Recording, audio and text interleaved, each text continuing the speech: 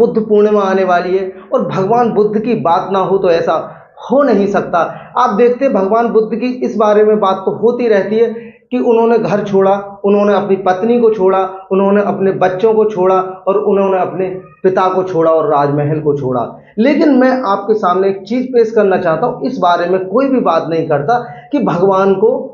उस दिन या उस रात, जिस रात उन्होंने घर छोड़ा, किस तरीके की छटपटाहट रही होगी, क्यों छोड़ना पड़ा, क्यों मजबूर होना पड़ा, क्या दिक्कत थी, क्या प्रॉब्लम थी, कैसे उन्होंने इस चीज को फेस किया।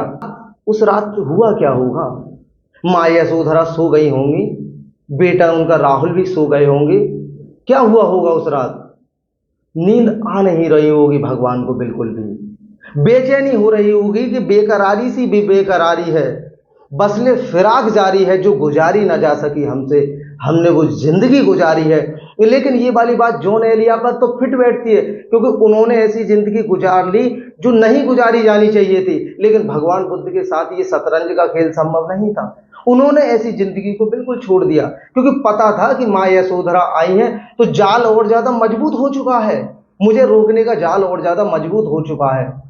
जड़ें और ज्यादा मजबूत हो चुकी हैं, जब राहुल का जन्म हो चुका है, मैं और बड़ी जिंदगी में घिर जाऊंगा, मैं सन्यास कब लूंगा। तो उस रात बड़ी बेकरारी हो रही होगी, बार बार भगवान नींद में उठ रहे होंगे, पानी पिया होगा, टहल रहे होंगे, कोशिशें कर रहे होंगे, बार बार सन्यास उठ रहा होगा, आंखों में मायूसी होगी, होठों पर सूखापन होगा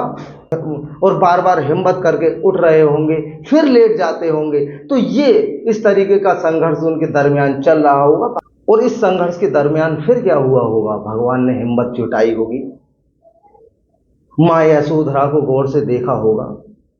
बेटे राहुल के बालों पर हाथ फिराए होगा